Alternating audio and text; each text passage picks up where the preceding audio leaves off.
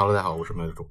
一位科学家白天在研究俄罗斯的河流，晚上潜入莫斯科杀人。他不但过着双重生活，还有一个同伙与他在一起。警方用了20年也没有抓到这名连环杀手，最后在 AI 的帮助下锁定了目标。不过，所有熟悉他的人都认为这是一起冤案。那么，究竟是 AI 生成的犯罪信息是错误的，还是这位科学家真的是一位隐藏的连环杀手呢？2002年8月2日，莫斯科西南有一个村庄叫瓦斯特列西尼亚村，发生了一起凶案。有2个陌生男人从附近的森林里走出来，进入了这个村子。看上去他们可能在森林里住了很久，需要一个可以休息的地方，还需要补充食物和水。一位好心的村民把他们带回了家，让他们在家中洗澡，又端上了好酒好菜款待他们。在吃饭的过程中，2个陌生人发现这座房子里的摆设非常讲究，主人看起来也是个有钱人。于是他们动起了贪念，在酒席上杀死了户主。家中存放的现金和贵重物品被洗劫一空，离开前又将户主的尸体塞进了烤箱里焚烧。他们烧毁了房屋，没有留下任何线索。案发后，2人迅速离开了村子，继续向莫斯科市区出发。他们的目的地是安德罗波夫大街上的一间公寓，因为其中一个人说他知道这户人家里放了很多贵重物品，而房主只是一位独居的退休老人。在当天夜晚，他们骗开老人的家门，闯进公寓，杀死了64岁的房主，洗劫了老人所有的现金和贵重物品。随后他们再次用专业的手法清理了犯罪现场，依然没有留下任何与他们有关的线索。在莫斯科有一座共青团广场，是这座城市的铁路交通枢纽，因为在它的周边分布着3个火车站，大量的外地人来到莫斯科，第一站就是这里。2002年8月10日，55岁的加琳娜女士也来到了这座广场。她在莫斯科有一套3居室，自己与母亲各住一间，剩下的一间想要租出去。她四处询问，看看是否有外地人愿意租房。2个陌生男人对房子非常感兴趣，他们与加琳娜回了家。这是一间位于亚罗斯拉夫尔公路旁的公寓，当天双方就签好了租约。之后2个租客在房屋里喝伏特加，一直喝到了深夜。房主加琳娜回去休息了，2个租客也停止了喝酒。他们在公寓里四处走动，寻找值钱的物品。在客厅的展柜里摆放着黄金做的装饰品，于是他们打开了柜门，将黄金饰品装了起来。这时加琳娜的母亲被声音吵醒，从房间里出来。她已经95岁高龄了，对着2个租客大声训斥，命令他们将黄金饰品放回去，然后滚出她的家。此时2名租客不但不心虚，反而将老人用皮带勒死。争吵声惊醒了加琳娜，她出来查看情况，正好撞见2名租客行凶，也被他们残忍的杀害。2名凶手洗劫了整间公寓，在夜幕的掩护下离开了，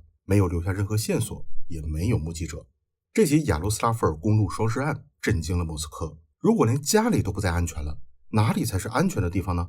凶手的残忍引发了公众的愤怒和恐惧，市民们要求严惩凶手。可是这2个出没在莫斯科周边制造了一系列入室杀人案的凶手从此神秘地消失了，再也没有出现过。之后的20年里，警方一直在寻找他们，但是本案没有任何直接证据。那么警方还能找到真正的凶手吗？本以为这个案件就此石沉大海，没有机会侦破了。直到2022年，一个意外的线索出现了。一名囚犯为了减刑，向警方提供了一条信息。他说自己的前任狱友曾在聊天时向他提起过，在莫斯科犯下了4起命案。根据囚犯所提供的细节，与20年前的4起入室抢劫杀人案惊人的吻合。这位囚犯的狱友叫安德烈亚·廖申，因为盗窃和抢劫多次被警方抓捕，在莫斯科的犯罪圈人送外号匹诺曹。最后一次被捕，罪名是威胁杀害邻居。出狱后，匹诺曹回到了莫斯科，以打零工为生。警方很快就将他抓捕归案。检察官向他提供了一份认罪协议，只要承认自己的罪行，就可以换取减刑。安德烈接受了这份认罪协议。他说，当年的4起连环凶杀案不是他一个人干的，还有一个同伙。2002年7月份，在莫斯科的中国城里，他认识了这个同伙。但是这个同伙很神秘，从不告诉别人自己的真名。他不是莫斯科人，又不说自己是来自哪个城市。他只有一个外号，叫萨沙·楚瓦什。萨沙·楚瓦什说可以带安德烈去干几票大的，于是2人一同制造了4起连环凶案。但是在2002年之后，这个萨沙·楚瓦什突然就消失了，安德烈再也没有见过这个人。楚瓦什在俄语里并不是一个人名，而是一个位于中亚的古老民族。安德烈说，这个人的外貌与楚瓦什人相似，看起来25、26岁，身高大概165到170厘米，中等身材，黑发，皮肤黝黑，有时会戴眼镜，俄语讲得很标准，手上有戒指形式的纹身，左手臂上还有一个凯尔特人图案的纹身。于是警方开始调查这个神秘的楚瓦什，发现还有其他人也见过楚瓦什，其中有人还与萨沙楚瓦什进行过对话，但是对楚瓦什外表的描述略有不同。有人说萨沙楚瓦什的手上没有纹身，有人说楚瓦什的身高至少180厘米，还有人说楚瓦什的年龄在40到45岁。既然有很多人可以作证见过萨沙楚瓦什，那么匹诺曹安德烈阿廖申就没有完全撒谎。虽然对这个神秘的萨沙楚瓦什有着不同的描述，但是这可以理解，毕竟事情已经过去了20年，记忆可能会出现偏差。那么接下来警方要做的就是揭开这个连环杀手的真实身份。按照安德烈阿廖申的说法，楚瓦什当年大概25、6岁，那么现在他应该45、6岁，还很年轻，应该还活跃在犯罪圈，怎么会突然消失20年呢？有一种可能，楚瓦什因为其他的案件被捕，在监狱里服刑，所以这20年来没人再见过他。于是警方决定用 AI 在海量的囚犯信息库里寻找他。首先他们将萨沙楚瓦什的已知资料，包括涉及的案件、曾经出现过的时间和地点，还有已知的外貌特征，全部资料输入 AI， 由 AI 生成了一个完整的嫌犯画像。接下来再由 AI 开始对比2002年以后所有的俄罗斯囚犯信息，寻找相匹配的结果。但是在已知的数据库里没有找到楚瓦什。那么还有一种可能，萨沙楚瓦什在犯下了4起连环凶杀案后，彻底换了身份，恢复了正常人的生活，将自己隐藏在普通人群中。理论上来说，只要这个人真实存在，就一定有办法找到他。俄罗斯警方将 AI 生成的嫌犯信息输入到了另一个数据库，用生物识别技术在俄罗斯全国范围内搜索他。那么这套生物识别系统果然如此强大吗？2023年年初， AI 将萨沙楚瓦什的信息与一个叫亚历山大·茨维特科夫的人匹配上了。随后在2023年2月6日，生物识别摄像头捕捉到了他的身影，并进行了面部信息匹配。根据 AI 的分析结果显示，外貌匹配率为 55%。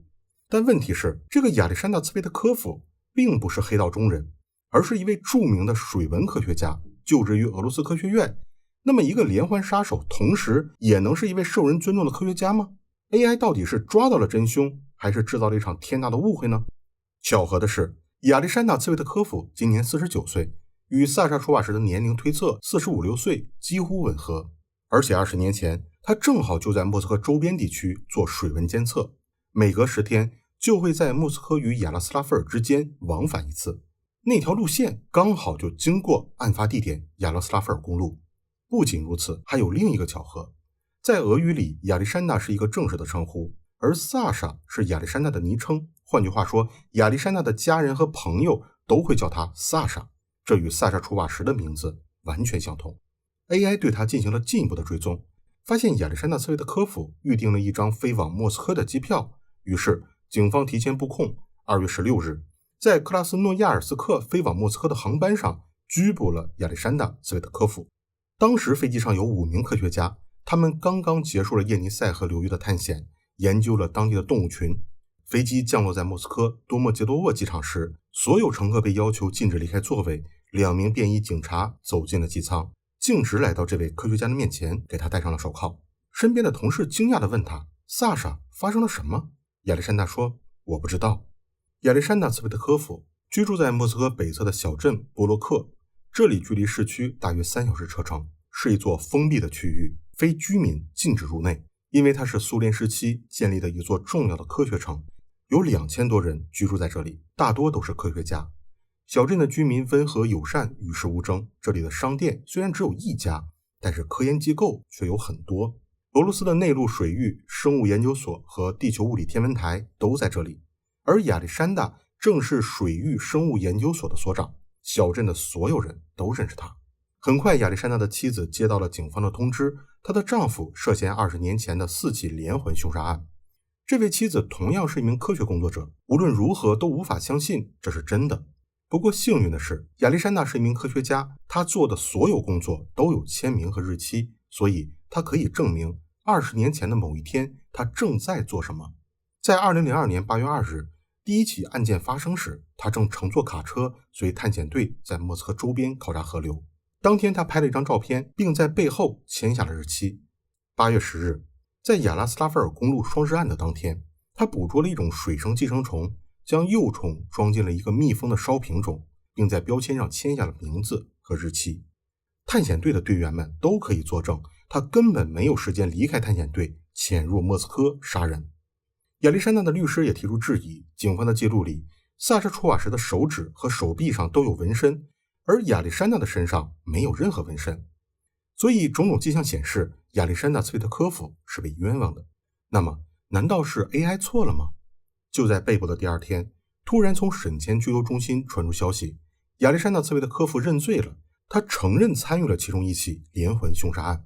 他的不在场证明也受到了质疑，20年前烧瓶上的签名或许正是他为了掩盖行踪而事先伪造的。而且匹诺曹·安德烈·阿廖申也亲自指认了亚历山大就是他的同伙萨沙·楚瓦什。至于手臂上的纹身，安德烈承认他记混了，纹身属于另一位狱友，萨沙·楚瓦什的手上并没有纹身。最后一个细节让人更加怀疑亚历山大的身份，他拒绝了测谎实验。如果他不是连环杀手，他怕什么呢？但是亚历山大·茨维特科夫究竟是不是萨沙·楚瓦什，最终必须经过法院的裁决。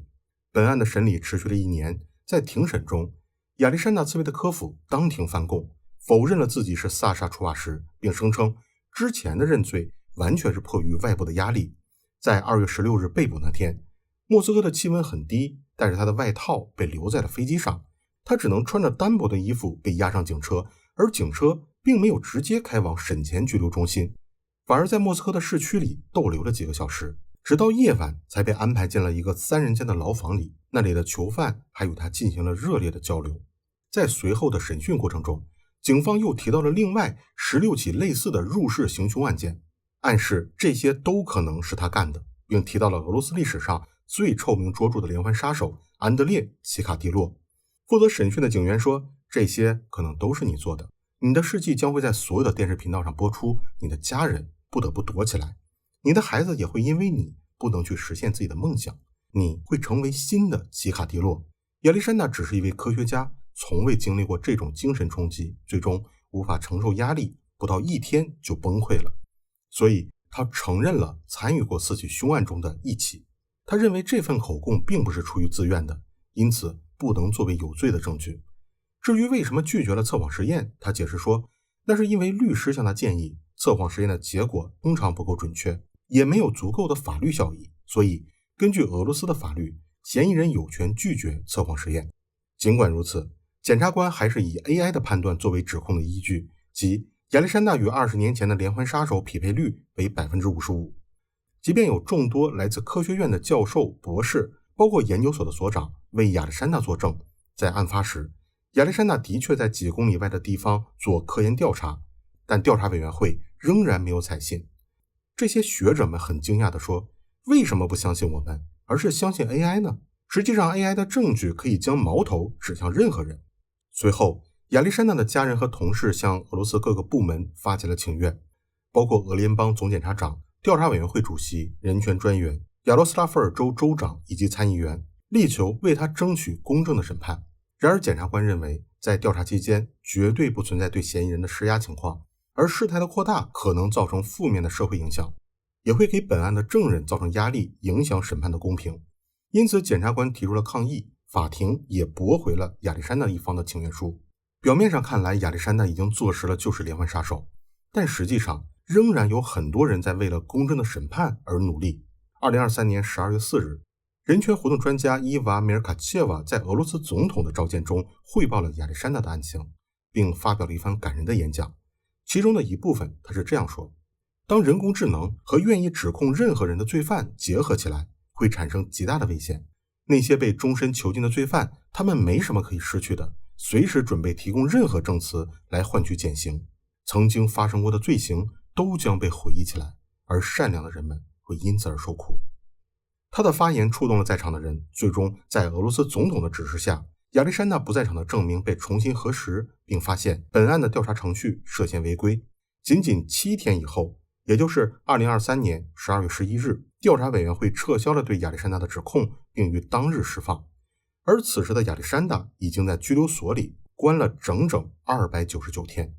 匹诺曹·安德烈·阿廖申成为了4起连环凶杀案的唯一被告。安德烈又一次更改了新的证词，他承认这4起案件都是他一个人做的。2024年10月22日，本案最终宣判，安德烈·阿廖申被判处13年监禁。那么问题来了，科学家能拿出20年前的不在场证明，普通人呢？这里是俄罗斯调查，我用照片墙讲述真实的故事，感谢大家观看，下期再见。